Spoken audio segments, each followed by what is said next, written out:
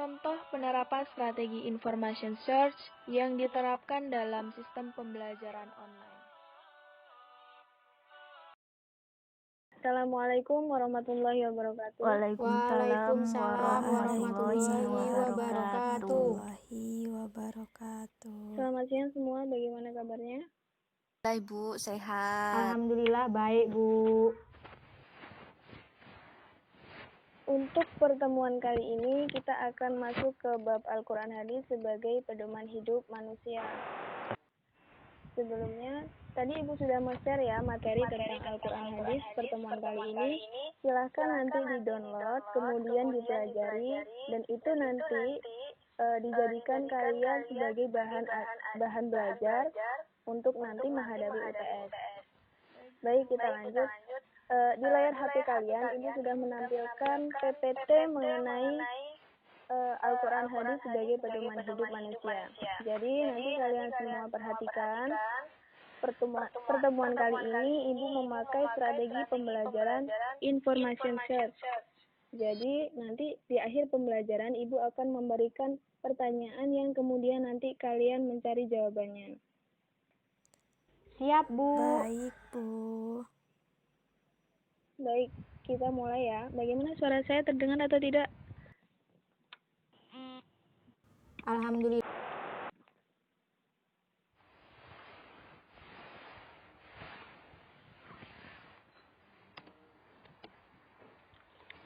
Baik, kita masuk ke materi Al-Quran dan Hadis sebagai pedoman hidup umat manusia. Siap Bu.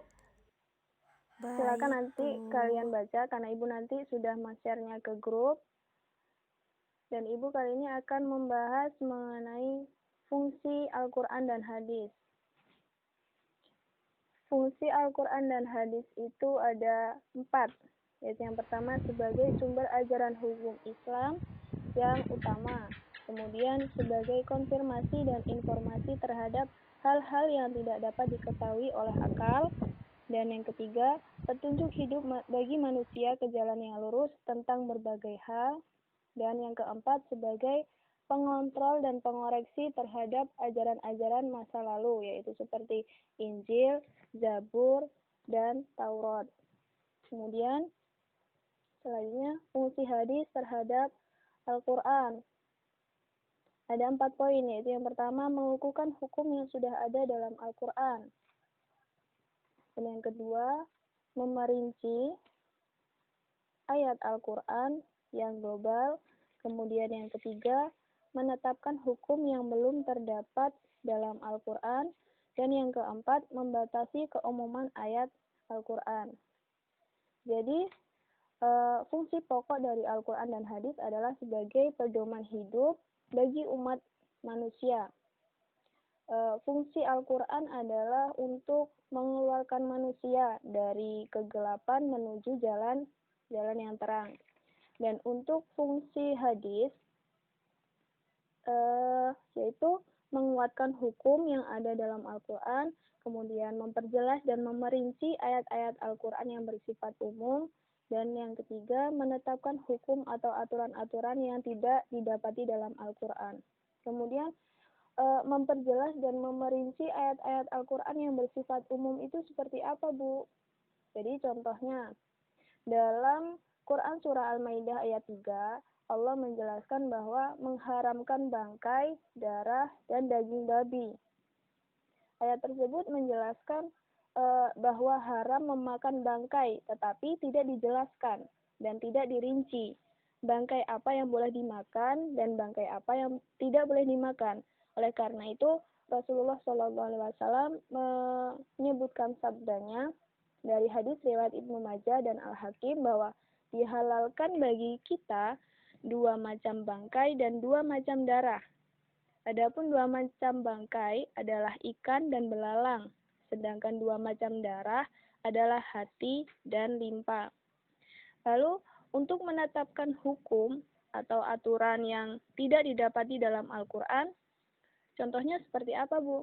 Nah, kita ambil sifat globalnya. Ada beberapa hukum yang tidak ditetapkan dalam Al-Quran. Misalnya, tentang larangan makan binatang buas.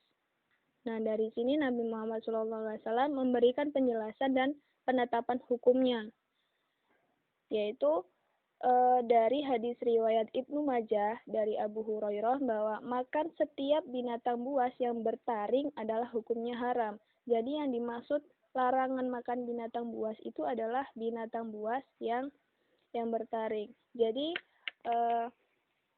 fungsi pokok dari Al-Quran dan hadis adalah sebagai pedoman hidup bagi umat Islam. Karena pedoman hidup umat Islam lah yang menjamin keselamatan dan kebahagiaan di dunia dan di akhirat. Jadi kita sebagai umat Muslim harus dapat menerima pedoman hidup ini secara gamblang atau secara bagaimana kita menerimanya dengan akal sehat dan bisa dikaji secara ilmiah.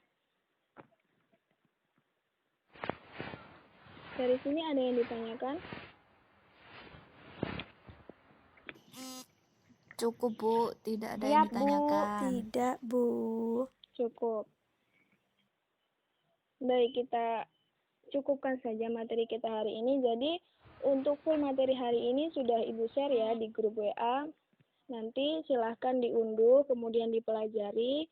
Dan untuk penugasannya, pertemuan kali ini, silahkan kalian menjawab pertanyaan yang Ibu berikan nanti. Pertanyaannya Ibu kirim di WA. Nanti silahkan cari jawabannya, Siap, Bu. kemudian ditulis, lalu difoto dan dikirimkan jawaban ke grup WA. Ya, nanti Ibu kasih waktu sampai jam 5 sore. Nah, untuk jawabannya nanti Baik, kalian Bu. bisa cari dari mana saja sumbernya. Bisa dari Google, perpustakaan, dari buku, dari warnet, atau dari mana saja sumbernya Ibu bebaskan. Sampai di sini bisa dipahami? Sudah, Bu. Cukup, Bu. Baik, Tidak ada yang ditanyakan. kita akhiri pertemuan kali ini ya. Dan untuk absen, nanti di list di grup seperti biasa. Nanti Ibu cek siapa saja yang hadir di pertemuan kali ini. Silahkan nanti di list. Tetap semangat belajar dari rumah, tetap patuhi protokol Baik, kesehatan, jaga kesehatan, dan jangan lupa untuk Siap, bersyukur. Bu. Terima kasih Ibu akhiri pertemuan kali ini. Alhamdulillah, Ibu. Ibu akhiri, wassalamualaikum warahmatullahi wabarakatuh.